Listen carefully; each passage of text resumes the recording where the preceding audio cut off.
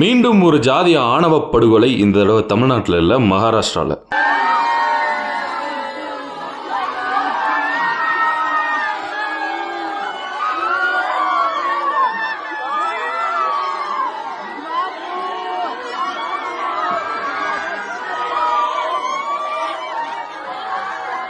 ஜாதி வெறியில தன்னோட காதலனை கொலை செஞ்சுட்டாங்க. எது நடந்துடக்கூடாதுன்னு என் காதலனை கொலை பண்ணாங்களோ அதை நான் நடத்தியே தீருவேன். வேற ஜாதியை சேர்ந்தவன், நான் அவனை கல்யாணம் பண்ணக்கூடாது அப்படின்றதுக்காண்டி தானே அவனை கொலை பண்ணீங்க. ஆனா நான் அவனை கல்யாணம் பண்ணுவேன், அவன் செத்தாலும் அப்படின்னு சொல்லி குடும்பத்தாலேயே ஆணவ படுகொலை செய்யப்பட்ட தன்னோட காதலனை இறந்ததுக்கு அப்புறம் கல்யாணம் பண்ணி இருந்திருக்காங்க. அந்த காதல் மகாராஷ்டிரா மாநிலத்துல நேண்டட் அப்படின்ற ஒரு ஊர்ல 20 வயதான சாக்ஷம் அப்படின்ற ஒரு பையனும் ஆன்சல் அப்படின்ற ஒரு பொண்ணு இந்த அழுதுகிட்டு இருந்தாங்கல்ல, காதலிச்சிருந்திருக்காங்க. அந்த பையன், அந்த சாக்ஷம்ன்ற பையன் தான் ஆணவ படுகொலை செய்யப்பட்டிருக்கான். அந்த ஆன்சல் இப்ப அந்த பையனை கல்யாணம் பண்ணாங்கல்ல, இறந்ததுக்கு அப்புறம் அந்த ஆன்சலோட குடும்பத்தார் இந்த பொண்ணு வந்து மாற்று சாதி பையனை காதலிக்குது அப்படின்னு தெரிஞ்சதுனால அந்த பையனை கொலை பண்ணணும்னு முடிவு பண்ணி அந்த பையனை கொலை பண்ணி அந்த பையனோட மூஞ்சியவே அடையாளம் தெரிய முடியாத அளவுக்கு கல்ல போட்டு நசுக்கியிருக்காங்க. இப்படி தான் காதலிச்ச காதலனை கொடூரமா ஆணவ படுகொலை செய்த தன்னோட தந்தையும் சகோதரனையும் ஏத்துற வர நான் ஓய மாட்டேன். அதே மாதிரி நாங்க கல்யாணம் பண்ணக்கூடாது தானே அவங்க நினைச்சு இந்த ஒரு கொலையை பண்ணாங்க. நான் கல்யாணம் பண்ணிட்டேன், இனிமே இந்த வீட்டுல தான் நான் வாழ போறேன். சாக்ஷமோட மனைவி, என் காதல் வந்து என் காதலன் செத்தாலும் ஜெயிச்சிருச்சு, ஆனா என் காதலனை கொலை பண்ண என் குடும்பத்தார நான் சும்மா விட மாட்டேன், தூக்குல ஏத்துறவர் அப்படின்னு அந்த பொண்ணு வைராக்கியமா சொல்லியிருக்காங்க. ஆனா பாருங்க, இந்த